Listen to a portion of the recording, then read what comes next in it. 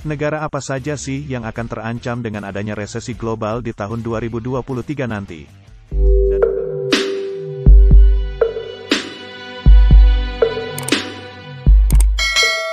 Dan mengapa negara-negara mengalami resesi? Resesi adalah penurunan ekonomi yang tidak semata-mata disebabkan oleh aktivitas ekonomi itu sendiri. Kemajuan teknologi juga merupakan faktor dalam resesi. Hal ini dapat terjadi karena penurunan pekerjaan digantikan oleh teknologi mutakhir seperti kecerdasan buatan, AI, dan robotika. Dan apakah Indonesia termasuk ke dalam negara tersebut? Nah, untuk mengetahui secara lanjutnya jangan lupa subscribe channel YouTube ini terlebih dahulu ya teman-teman, agar kalian bisa tahu info-info menarik selanjutnya membahas soal kondisi ekonomi global yang semakin tidak menentu, membuat kita harus mewaspadai tantang resesi pada tahun 2023. Dan hal ini ditunjukkan jika Bank Sentral terus menaikkan suku bunga. Menurut Menteri Keuangan Sri Mulyani mengatakan kebijakan moneter yang agresif telah memperlambat laju pertumbuhan ekonomi, sehingga semakin sulit untuk menghindari ancaman resesi. Menurut Sri Mulyani, kondisi ini dapat menyebabkan stagflasi. Stagflasi adalah keadaan pertumbuhan ekonomi yang melambat disertai dengan kenaikan harga-harga, inflasi. Beliau mengatakan negara-negara seperti Amerika Serikat, AS, dan Uni Eropa, UE, bisa mengalami resesi pada 2023. Padahal, negara maju adalah mesin ekonomi global. Dan berikut adalah daftar negara-negara yang kemungkinan akan mengalami resesi pada tahun 2023. 1. Amerika Serikat 2, Eropa 3, China 4, Mongolia 5, Korea Selatan 6, dan Indonesia. Wah, ternyata Indonesia juga termasuk negara yang kemungkinan akan mengalami resesi global 2023. Apakah kalian sudah mempersiapkan jika hal itu terjadi? Nah, selanjutnya mari kita bahas alasan kenapa resesi 2023 itu terjadi dalam negara yang tadi sudah disebutkan. 1. Amerika Serikat, AS. Pertumbuhan ekonomi AS mengalami kontraksi sebesar 0,6% pada Q2 2022 setelah berkontraksi -1,6% pada Q1 2022. Ekonomi AS telah mengalami kontraksi selama 2 kuartal berturut-turut, tetapi belum mengalami resesi. Pengumuman resesi dibuat oleh Komisi Kencan Siklus Bisnis, sebuah panel yang terdiri dari 8 ekonom yang dipilih oleh Biro Riset Ekonomi Nasional Nirlaba. Sejauh ini mereka enggan menggunakan kata resesi. Sementara itu, The Fed telah menepis kekhawatiran tentang resesi. Federal Reserve AS telah menetapkan rekor 315.000 pekerja baru pada Agustus tahun 2022, mengklaim pasar kerja AS tetap kuat. Pasar tenaga kerja AS yang kuat memberi kita fleksibilitas untuk menjadi agresif dalam memerangi inflasi, tulis The Fed. 2. Eropa Euro jatuh ke level terlemahnya terhadap dolar sejak akhir 2002, memicu kekhawatiran resesi di negara-negara Eropa. Naiknya harga gas alam juga meningkatkan kekhawatiran resesi. Data dari menunjukkan perlambatan tajam dalam pertumbuhan bisnis di bulan Juni. Tidak hanya itu, publikasi menunjukkan defisit perdagangan Jerman yang disesuaikan secara musiman sebesar 1 miliar euro pada Mei tahun 2022, bertentangan dengan ekspektasi surplus. Perekonomian Inggris juga menunjukkan tanda-tanda melambat akibat inflasi yang tinggi. Suku bunga acuan Bank of England telah meningkat sebanyak 200 basis poin selama tahun 2022, kata ekonom di S&P Global Market Intelligence.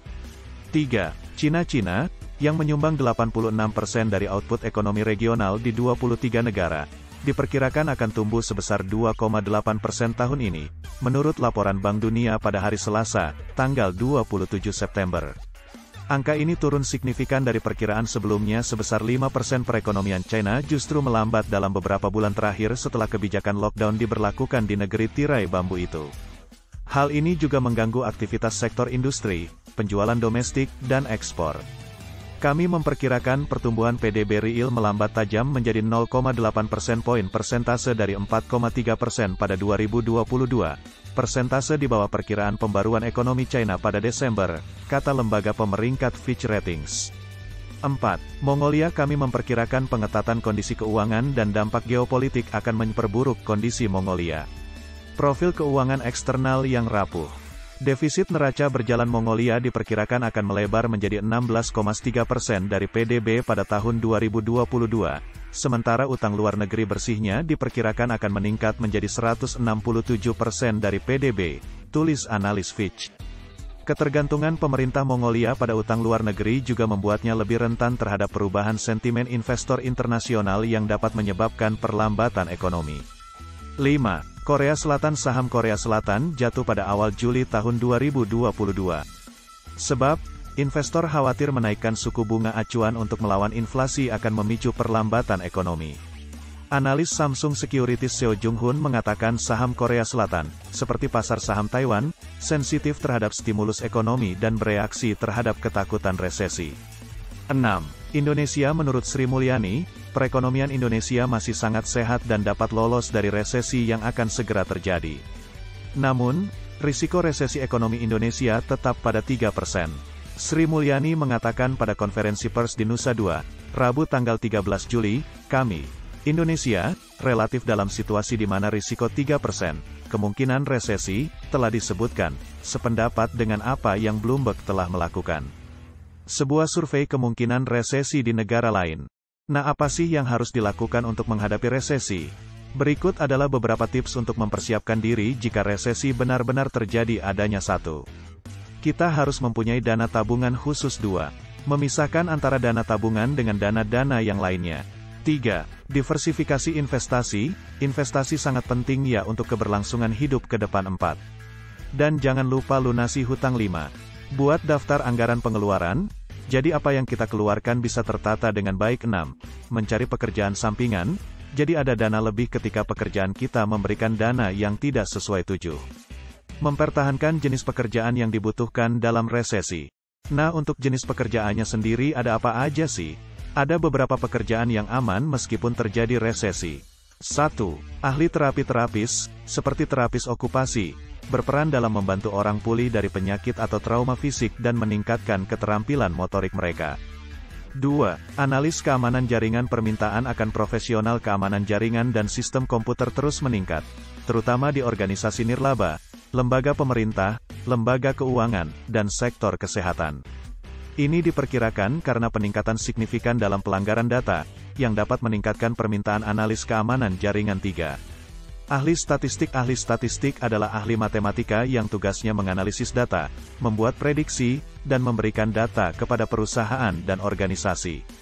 Untuk menjadi ahli statistik, Anda harus memiliki gelar dalam matematika atau statistik. 4. Praktisi keperawatan. Praktisi keperawatan bertugas mengoordinasikan dan memberikan perawatan primer dan khusus kepada pasien. Pelayanan kesehatan memang merupakan kebutuhan dasar bagi setiap orang, sehingga rumah sakit membutuhkan jumlah perawat yang cukup untuk memenuhi kebutuhan pasiennya. 5. Plebotomis. Plebotomis adalah profesional medis yang mengambil darah untuk transfusi, pengujian, atau tujuan lain. Setiap rumah sakit, klinik, laboratorium atau pusat donor darah membutuhkan profesi ini. 6. Guru-guru adalah profesi dan profesi yang dibutuhkan kapan saja dan di mana saja. 7. Developer software. Pengembang perangkat lunak bertanggung jawab untuk membuat program, aplikasi, dan platform yang dapat digunakan pada perangkat desktop atau seluler. Dengan segala sesuatu yang sekarang dapat diakses dari ponsel, profesi pengembang perangkat lunak tampaknya terus diminati. Jadi Indonesia termasuk negara yang memungkinkan terjadinya resesi, namun dampak dari resesi tersebut sudah sepatutnya kita waspadai dan kita juga perlu mempersiapkan hal apa yang harus kita lakukan saat resesi terjadi, seperti memanage keuangan dengan baik dan menguasai keahlian atau pekerjaan yang tetap stabil saat terjadinya resesi tersebut.